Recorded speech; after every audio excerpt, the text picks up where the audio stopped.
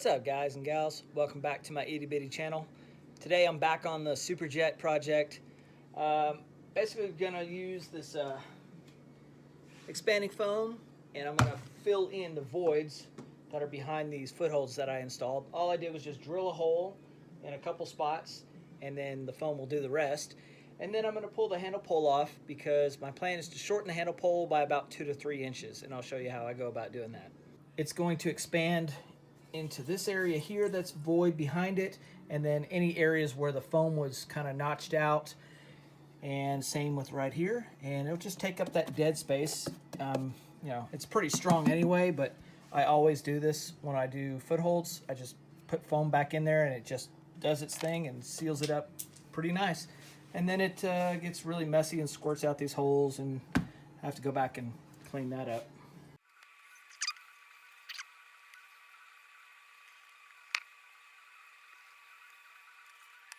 So I'm gonna just disassemble everything on the handle pole and completely remove it, and then I'll show you how to get the rivets out, how to chop it correctly from the bottom. You can do it from the top. I always do mine from the bottom. Again, personal preference. There's really not a wrong side to do it. I've just had better luck with doing it from the bottom. So first off, pull your chin pad. There's two 10mm bolts right there. Then there's this little hook that hooks in right there, and that comes right off. Obviously, somebody's used the wrong bolt when putting this on at one point, so I'll fix that. Then you're gonna pop your steering cable off. Just slide this back, pop it up and off. Take this bolt out, 10mm. Lift this up, slide your cable over. I like to put it back in there so that I don't forget and I don't lose this piece. For your throttle cable, just back this jam nut off and then thread this back out. Then you can pull the cable through this little notch, and there's a little rubber, let's see, there's a little rubber boot right there. Just kind of pop that out, and then you can disconnect the cable here and it'll be home free. I decided to just leave the bars on the turn plate because I'm not going to use any of this anyway, so I'm just going to remove this as one piece. Start stop switch will have two Phillips head. Mine are a little bit longer because they've got this little doodad for a bilge pump switch. And then your cable, there's that little rubber monkey I was talking about. These are kind of cool to hang on to. Up to you. All right, next is going to be pulling this off and getting that out of the way, and then we'll work our way down to the bottom. When you go to disassemble the turn plate from underneath, what you want to do is put a crescent wrench on this nut, and this is a 19. Hold that one and back this one off, because as you can see, it's got a kind of a tapered lip that lives inside this one. So pretty easy to do, a little tricky to get to, but not bad. And then make sure you hang on to these two pieces right here. These are they're like plastic bearings, I guess. There's some grease on them, but you'll need those for your new turn plate unless you've decided to use like the actual bearing style that I think Blosian and some of the other performance companies offer. Front nose piece, two Phillips head screws with these little doodabbers on there, and those are actually from the inside, so you got to pull the hood off so you have access to it right here. As you can see, my spring is completely worn out. I mean, look how this thing just falls, and it doesn't even have any of the weight of the steering on the end of it anymore. So I've already ordered a new spring, and that's going to get replaced as well. You're going to have to unhook your start-stop switch from the inside, and it's a black connector and sort of this clear one. You're going to lift up on these tabs to kind of slide it out. Pretty easy. Somebody has completely jerry-rigged mine, so I'm definitely going to have to do something about this or just replace it. The last part of this is to take out, so this is just a vent. This is also a vent, and you can see they're all kind of bundled together. These are just stuffed up inside the handle pole here. Then you've got your start-stop switch, your steering cable, and your throttle cable. I may be able just to get this off without clipping it. It's just like a little zip tie, and then I can pull these two down, and I'm going to pull this one actually up because it's the start-stop, and I've already disconnected it from below. On your handle pole bolt, this is a 22mm. You can use a crescent wrench.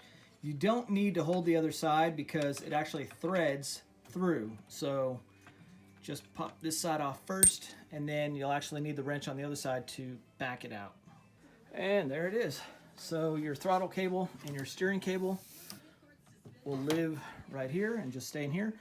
Something that's helpful is to pull this away and just slide this piece up that holds these cables. That way you can get the ends of the start-stop switch through here. You're gonna have to feed them back through here and then pull this up around this when you go to put it back together. So just leave it like this for now.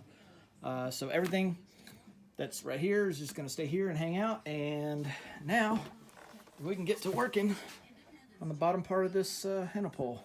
Pretty easy to get this thing off. I think the one thing that might hold some people up is the pole bolt, because it's a 22 millimeter and it's not all that common, I guess, for a lot of people to have a socket or a wrench that big in their toolbox, but you can use a crescent wrench. It's gonna take a little while, but it can be done. Here's the fun part. All you gotta do now is drill out these rivets that are all the way around. I'm trying to remember what I did last time. I think I pulled the rivets out and then I actually just cut right from here. Cut this down and then popped it off, and then kind of got a screwdriver in there and pried the rest of this stuff out. So much easier when you have a sharp drill bit. Look at that. I used a 5/16 drill bit, and you can see how well it worked right here. Just took off that top and it, boom, pops right off. And then I'll push these down in. Take a small Phillips head and just put it on the head of the, oh, I already did that one. Oh, did that one too. Put it in here, give it a couple taps or so, and they will pop right through and out the bottom. There's a couple different ways you could do this. I think the last time I did this, I put a cutoff wheel on a grinder and just very carefully went around. I know it was a whole lot quicker than the way that I just did it.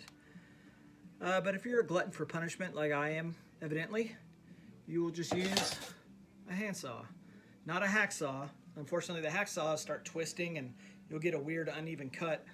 At least with this way, I was able to keep it up against this metal part, and it gave me a nice clean cut all the way through. So now, here we go. Oh, look at that. Slipped off nice and easy. Finally, something goes my way.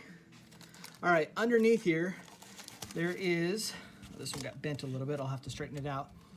This little aluminum bracket, and that's just gonna be underneath, and that's what the rivets will grab onto and hold tightly to.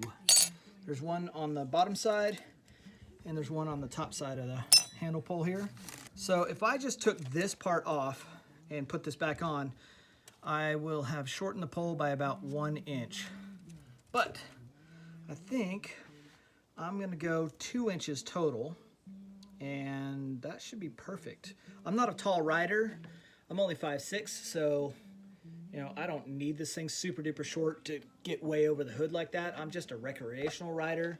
So now what I have to do is come back and break apart this little piece of fiberglass that's still in here. It's glued in. So I'll just take a chisel and just kind of pry it from here. You don't want to damage this, so be very careful, but just take your time. It'll snap off, and then make sure this is nice and clean inside. Then you can slip it back on the end.